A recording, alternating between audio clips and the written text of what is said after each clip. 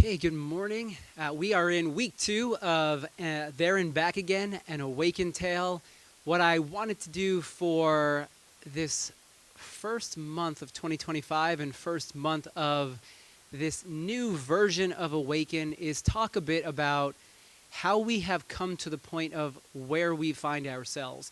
And one of the things that I realized as we were transitioning the church from being part of a denomination to being non-denominational is, even though some things might have changed, the foundation that Awaken was built on is the same foundation that we are continuing to build on even today. And one of the things that struck me is how so much of the things that compelled me to begin Awaken are still the things that drive me to continue doing what we do together as a church. And what's interesting is you have this idea, you start a church, and you have no idea how it's going to go. You sort of have this idea in your mind, and you're like, all right, this would be great, would love doing this, feel like God is moving in this particular direction. But all it is, it's an idea in your head for however long you're holding on to it. And I was probably thinking about it for about 2 years or so. And then now, however many years later, you actually see the fruit of that vision. And it's been a joy watching things move from something in my head to now there's actual faces and names and all of us together. And we have been through so much together over 15 years. I mean, some of you I've known for a really long time, where you were out at the DAE, like that first spot that we had. You used to walk there. And actually, great story. There's a family that comes out to Awaken. They were visiting from Florida, and they ended up putting into their phone, because they were going to come move up to New York. So they were kind of scouting out New York, a job, church, school, where to live. They put into their phone, church near me. And the church happened to be, it was Awaken. They got in their car. They drove around the block, because Awaken was like not even a quarter of a mile from the place of which they were staying. Realized there was no parking where we were, where the church was. So they drove back to their hotel, parked the car, and then walked to Awaken. And they still come out today. I don't want to give away any names, but no one in here this morning. So it's been great to see how Awaken has just grown, and so many different faces, so many different names. And that brings me to this question that I have for you. If you could help me with this, it's actually for my sermon next week. I want to include you all in my sermon next week. I'll put this in the newsletter as well. If you have a story about how you have grown or how you have been changed or transformed through Awaken, through what we do here together as a community, can you please send me that story? My email, david@awakenwestchester.com. You can send it there. But please, I want to gather and collect as many of these stories as possible. However big, however small it might happen to be, I'll keep it anonymous. Would love to have your stories for next week as we continue our There and Back Again series. Now today, the title of this sermon is Blessing the World. And again, this is something that remains true for Awaken today in 2025 and has been true of Awaken all the way from its inception. Like 2010, I think, was the first time that I ever did anything, when I was meeting in my apartment for Awaken. 2010. So we've been going like 15 years here. And what I want to share with you is it's a foundational story of Awaken. This is a story. It's early on in the Bible. Maybe you are familiar with it. It takes place in Genesis 12. This is a story that, for me, when I read it, it moved me in a certain way. Then I started studying, reading, reflecting on this story and what it meant.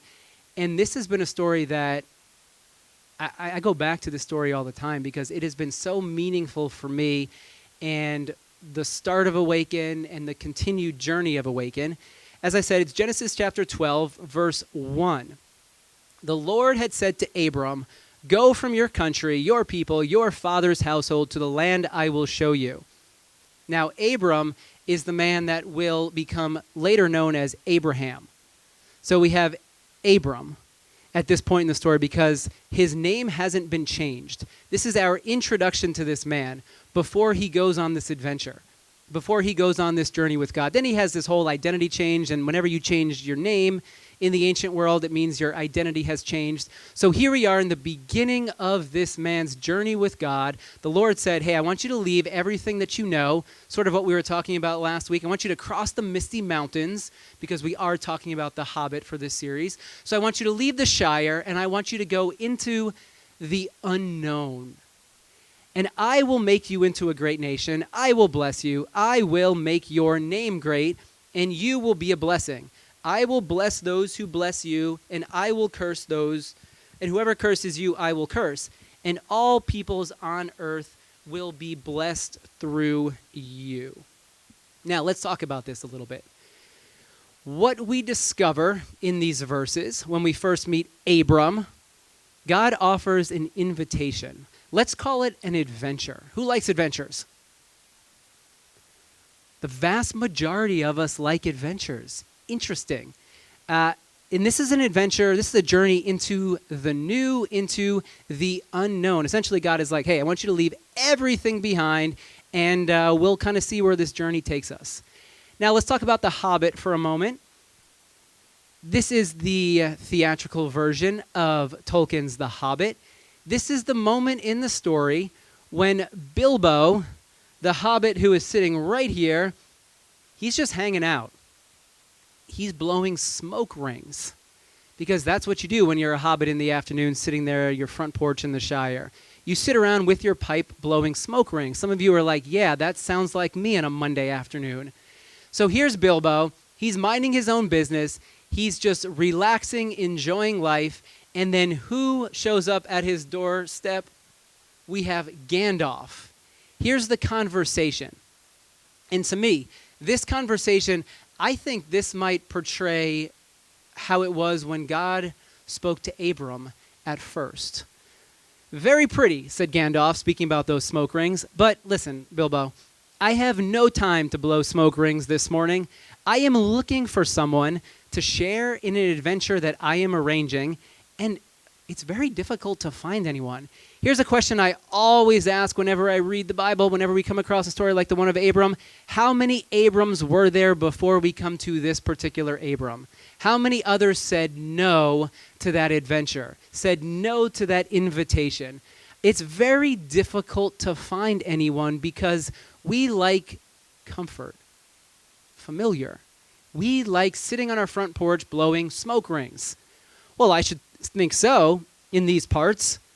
This is Bilbo speaking. We, hobbits, are plain quiet folk. We have no use for adventures. Nasty, disturbing, uncomfortable things. They make you late for dinner, and no one likes that. I can't think what anybody sees in them, said our Mr. Baggins. We don't want any adventures here. Thank you.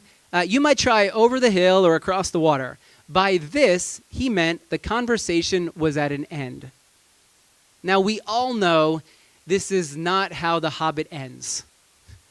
This is just one scene. Then Bilbo goes, he leaves. Well, obviously, The Hobbit is much thicker than just this portion of it. So Bilbo eventually relents and goes on this adventure with Gandalf. Can you see this happening to Abram? Because the Lord, who spoke to Abram, was an unknown entity at this time. So all of a sudden, this foreign god, because in the ancient world, you had your gods they were part of the territory where you lived. They were passed down from your ancestors. So now all of a sudden, an unknown god comes in and says, I want you to leave your household gods. I want you to leave the God that you've been following, and I want you to now follow a new God, a different God. So God was an unknown at this point in the story. So can't you see Abram like, listen, adventures? No. I'm not up for that. They could make me late for dinner. They could take away the smoke rings, all of that. I think that's it. But just like Bilbo, what we discover in Abram's story, and I love this verse right here, Abram went. Eventually, we don't know how much coercing it took, but eventually Abram said, I will go. There's one author, absolutely brilliant book, The Gift of the Jews. He says, these words, so Abram went, which in the Hebrew are two words, two of the boldest words in all of literature. We read this story and we're like, yeah, okay, I know Abram went, yeah. But in reality, these words are some of the boldest words in all of literature, because Abram said yes to the invitation, said yes to the journey, left everything behind in order to follow where God was leading Abram. Which then raises a question for us. What was the purpose of this adventure God was inviting Abram into? Let's look at these verses again. I will make you into a great nation. Leave everything behind, because this is what I'm going to do. I will make you into a great nation. I will bless you. I will make your name great. And I underline this one for us. You will be a blessing. Why is God inviting Abram on this journey? So that Abram can be a blessing. Continues. I will bless those who bless you. Whoever curses you, I will curse. In other words, God is saying, if someone curses you, don't do to them what they did to you. I'll take care of it. I'll handle it. So all the way in the beginning of Scripture, we already discover a God who is teaching others to forgive, who is teaching others to live in the world, not eye for an eye, but to live in a different way. I will bless those who bless you. Whoever curses you, do what you can to keep your heart soft and to learn this way. I will handle this. And then it ends here. All peoples on earth will be blessed through you. What's the purpose of this adventure God invites Abram into? To be a blessing. To bless all people. The word all, it's the the Hebrew word kol. Here's what it means. All, every, whole, entire, total. It can refer to all people, all things, or the whole of something, emphasizing the inclusiveness or comprehensiveness of what is being described. When we come across this verse, all peoples on earth will be blessed. What does this mean? Who will be blessed? Every single person. All. The comprehensiveness of humanity will be blessed because of what God is doing through Abram. God's not saying, you're going to bless some people, the people who agree with you, the people who think like you, the people who look like you, the people who hold everything in their head the way in which you hold things, but rather God is saying, you will bless all people because of the work that I will do through you on this journey. Very, very early in the story of the Bible, we're only 12 chapters in. Why does God gather a tribe? So that they can be a blessing for every single person in the world. And I believe that is the purpose of church. This is something for me. This is why I started Awaken. So that Awaken could be a blessing for all people. And when I say all, I mean all people. If you look at the story of Scripture, what you'll discover is God has been gathering a tribe from the very beginning, but then God doesn't just simply stop gathering a tribe. God continues gathering together a group of people through whom the world will be blessed. We see this earlier on in Abram. And then Abram becomes this great nation, becomes Israel. What did God want to do through Israel? Bless the world. Then Jesus comes on the scene because Israel gets a little... They kind of forget their purpose. They forget their foundation. They forget this story of Abram, their founding father, and they make things about themselves. They forget the poor, the needy. They forget those who have been neglected. And so Jesus comes not to create a new religion, but to restore that which has come before. And then through Jesus, we then have the church, us here today. And the purpose of all of this gathering of a group of people is in order for all people to be blessed. When I started Awaken, and this remains true today, church attendance is on the decline. Unfortunately, the church, when I speak about church, I mean the larger church, is known mostly for what it's against rather than what it's for. In my mind, this is a problem. This is a big problem.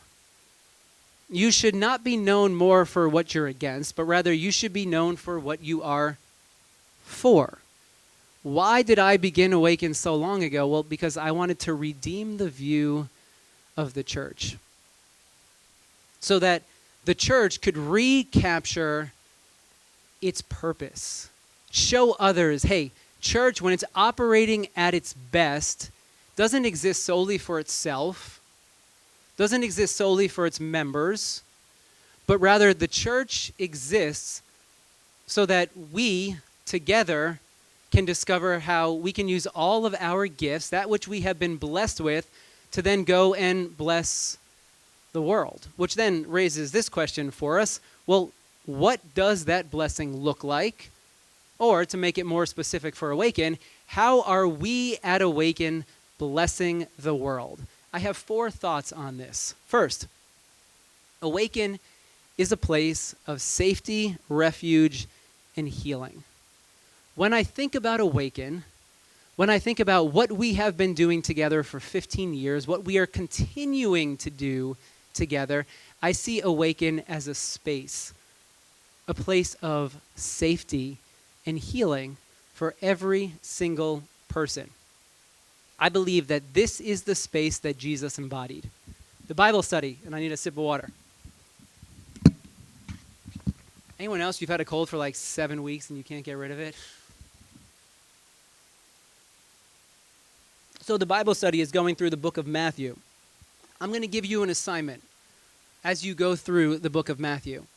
I want you to look for all the ways in which Jesus interacted with people. How did Jesus treat people? Who was he the harshest against? I'll give you a hint. It wasn't those who were in need of healing. It wasn't those who were open about their brokenness, but it was rather those who were secure in themselves, in their position with God, and didn't see any need for mercy and for grace. I believe that Jesus embodied safety for other people. That when people interacted with Jesus, they found healing for their lives. A few examples. There was a woman caught in adultery. I think Sammy gave a sermon on this a couple of months ago. Here was a woman in need of healing, and you had the religious leaders who were ready to stone her. They were ready to show her all the ways in which she had messed up. Jesus comes right there into that moment and provides healing for this woman in her greatest moment of shame. Jesus doesn't point fingers, doesn't lay blame, but rather he extends grace and mercy. What about the unclean, bleeding woman? A woman who was someone who had been cast aside. She was unclean. She wasn't part of society because others had looked at her and said, well, she's unclean. She can't be a part of this community. She has to stay on the outside. And Jesus, she interacts with Jesus and finds healing from all that she's been through. Years of loneliness. There's a woman at the well. You have Zacchaeus, who he doesn't want others to see his interest in Jesus. So he waits through the cloak of darkness. And then he approaches Jesus and is able to talk with him and finds healing and community and safety. Jesus had this weird dining custom that others looked at and were like, whoa, he can't be doing that because he's dining with people that he shouldn't be hanging out with. He's talking with people. He's touching people. He's doing things that a good, religious, righteous person shouldn't be doing. And Jesus goes and is like, hey, the doctors aren't for those who are healthy. Doctors are for the unwell so that people can become well and can become healed. So when I think about Jesus, when I think about Awaken, and at Awaken, our vision is to create followers of Jesus. What I believe is that as we grow in our journey of following Jesus, that we would grow in our ability, individually and then communally, to be people who create spaces of safety, where others feel safe and secure.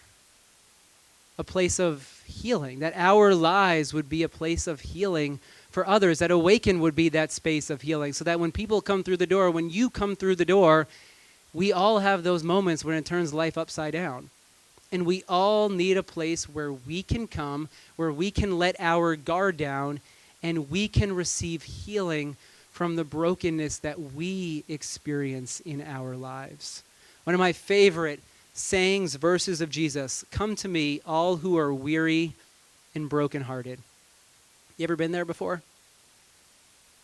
You ever find yourself there where you just can't go on any longer? And rather than a religion that says, well, just keep on going and eventually you'll work your way to God, what we come to discover in Jesus is that this is a way of doing religion in which we actually discover God when we are at our lowest points, when our hearts are broken, because that's when we see our need for healing. And so Awaken, how do we bless the world? Well, together we create a space of safety, refuge, and healing. Second way, Awaken is a place of belonging.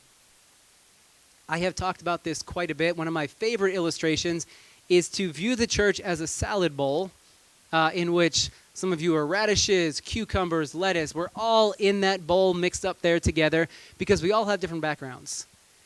And we all come from different places in life, but we all belong together, regardless of our backgrounds, regardless of where we are, we all belong together. So Awaken creates that place of belonging. One of the ideas that we come across in the New Testament is that the church is the body of Christ. And so you have, just like the salad bowl, you have ears and you have a mouth, you have nose and a foot and a hand. We need all of us together, bringing our gifts, opening our hearts to each other. That's when the church is operating at its best. We don't close our hearts to anyone who is sitting here. We don't close our hearts to anyone who isn't sitting here, anyone outside of this church, but rather we learn how to open our hearts to each other. There's a picture, I came across this. I was going to show a video, but I knew some of you would be totally grossed out and would lose your breakfast. I came across this picture, this idea, very, very early in the beginning of Awaken, and it's a picture that has stuck with me. It's a picture of fire ants. When a fire ant hole or home is flooded, do you know what fire ants do? They crawl on top of each other. They link their arms or their little, whatever those things are called that they have, and then they float together along the water, the river, whatever has come and flooded their home. They band together and survive. On their own, they would float away. On their own, they wouldn't make it. But they had this innate sense that if they were to join together, that they could actually survive. And then they could go build a new home together. They could have a fresh start. I love this picture for the church because on our own, life gets really difficult. And life gets really hard. And you can find yourself in your head. You can become dejected, depressed. And it happens. And you need the support of others who can carry you through those trying times. When your home gets flooded, you need other fire ants that you can link arms with. And then here's the crazy thing. I was watching a video this week about it. What these fire ants do is they place the most vulnerable on top. Are you watching fire ants? Yeah, you're watching fire ants. I know, I got you going. So There's so many crazy videos. Seriously, go and watch this. But what they do is all of the eggs they place on top of this floating raft because they realize these eggs are vulnerable and they're our future. And we must protect them at all costs. Sometimes you need to link arms and you need to float. You need to be a refuge for others. Other times you're like that egg and you need to be brought to the top of that raft and allow others to carry you. So Awaken is a place of belonging. That's how we bless the world. We do it for us, but we want to be that space where we do it for all people. And then Awaken is a beacon of hope. I think the church exists to be a beacon of hope for the world. There are lots of things in the world that serve as the opposite of this. And it can get you down when you focus on all the things that are going wrong, all the things that are bad in the world, that aren't going well in your life. Church comes in and reminds you there's still hope. There's second chances. The story isn't over. Jesus in Matthew 5, he says, you, speaking about his disciples, speaking about all of you here today. Jesus said this 2,000 years ago to his disciples, but he is still saying this to us today. Here's your charge, your commission. You are to be the light of the world. You're a town built on a hill, or a town built on a hill cannot be hidden. Neither do people light a lamp, put it under a bowl. Instead, they put it on its stand. It gives light to everyone in the house. In the same way, be a beacon of hope. Let your light shine before others, that they may see your good deeds and glorify your Father in heaven. Since we're doing a series on The Hobbit, which I never really intended, but it just sort of became that, I just liked the title of it, but then I'm like, oh, let's just go with it. Well, since we are doing a series on The Hobbit, let me show you a video clip that beautifully displays hope. And it doesn't come from The Hobbit, it comes from Return of the King, and it's towards the end. And I want to adapt what's happening in the movie a little bit for our purposes. There are these beacons of hope. And what these beacons are is they're supposed to be lit whenever there's a call for help. The way in which I want us to view this particular clip is to see these beacons, these sources of light that are up on a hill for every person to see, as a beacon of hope that is drawing others in. And what you'll notice is that these beacons go down a line. So the first one is lit.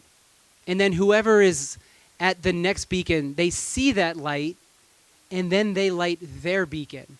And then the next station sees that beacon was lit, and so they go and light their beacon. And what you'll see in this scene here is that there is fire all along the top of the mountain. There is light shining all on top of the mountain.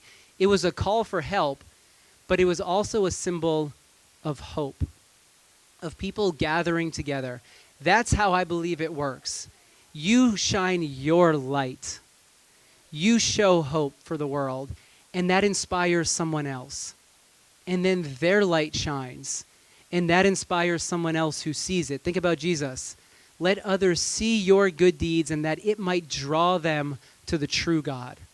That they may then be inspired, that through your life, by the hope that you exhibit, by the love that you show, may others see it, and then may they go and do likewise.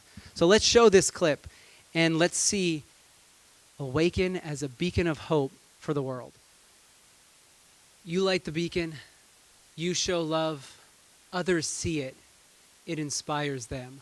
The words of Jesus, you are the light of the world. When others see Awaken, my hope, my prayer is that others would see hope, that they would see light, and that it would then inspire them in their lives, and that they would be drawn to God because of the light that Awaken exhibits. And then the final way in which we bless the world is by physically blessing others. We show God's love through actions. One of my favorite quotes from St. Francis of Assisi: preach the gospel at all times. When necessary, use words. Through the life of Awaken, this has been foundational to who we are. Way, way back in the beginning. Many of you do not even remember this. There's probably only a handful of people who were here for this. Back when we were in our first space, we rented the space out for an evening, and we showed a movie and invited every child from White Plains. We had popcorn. We had hosts at the front door who were all dressed up. We had our resident magician who was there doing some magic for the kids, because we said early on, we want to be a church for the community. We want to bless the community of White Plains. My hope is that we can find new and creative ways to do this year, so that others can see our light, so that others can see the hope of Christ by us blessing the community. Early on, again, this is probably an event that many of you were not at. When we were working with the coachmen, who we still work with the coachmen, as that's where we drop off our stuff-a-shirts, the family shelter in White Plains, we said we want to throw a barbecue for the staff. They work really hard, and they are involved on a daily basis with the residents there at the shelter. We want to bless them. So we threw a party for the staff one Saturday afternoon. Water balloons, barbecue, volleyball. This is probably one of the first events that we did early on in the life of Awaken. 2017, I remember because I was home with the flu at this event, and I think this is when I gave John the flu as well. Sorry about that. We started with sock bundles. So we have stuff-a-shirt, but that came from sock bundles. We packaged socks and filled them with toiletries and notes, and then we delivered those to the Coachman Family Shelter and other shelters within White Plains, because we said, as a church, we do not want to exist solely for ourselves, but we want to use what we've been blessed with to bless others. That has since evolved to last November's Stuff-a-Shirt, 7th year, I believe, in a row of us joining together, packaging up toiletries, and then delivering them to a family shelter. This is an event that our community just totally gets behind and loves every single year. I see many who are like, hey, that's me right there. That's me over there. I love it. We, from the very, very beginning of Awaken, this is what we've always done. This is who we are. We want others to see the love of Christ through our lives. So next week, we'll be talking about other ways in which we desire to bless the community. So please come out next week. And then also, two things as we close here. First, that invitation that God offered to Abram, the invitation that Gandalf offered to Bilbo to join on an adventure, it's the same invitation for you today. God is calling you from where you are and inviting you to go on a journey into the unknown. You have no idea where it's going to go. That's the exciting part. It's a journey where you go and learn how to bless the world through your life. That is the journey that we are on together at Awaken. So for Awaken, I've talked about this over the past couple of months. We had our membership discussion end of last year. The way in which we do membership at Awaken is we renew it on an annual basis, where at the beginning of every single year we ask, would you like to go on the journey with us for this year? Would you like to partner with us, join with us for this year and the adventure that God is taking us on? And you'll see on the back table we have some membership forms. And if you would like to go on the journey with us and officially partner with us as a member of Awaken, you can fill out one of those forms, put your name, you can place it in the black box, which is on that back table. There'll be forms online as well in the newsletter. I know many of you did this back in last year as we incorporated this new version of Awaken. So you don't need to duplicate that if you have already signed up. But if you haven't and you would like to officially say, yes, I'm in for the journey of 2025, you can fill one of those out. And then would love to see you here next Sunday as we talk more about who we are, where we're going, and also hear from you some ways in which you think we could together be the light of the world and show others the love of Christ. So that's next Sunday. And we will conclude our There and Back Again series next Sunday. And let me pray for us, and we'll have John come back up, and maybe Christine as well. And we'll do, okay, John will come up and lead us in worship, one final song.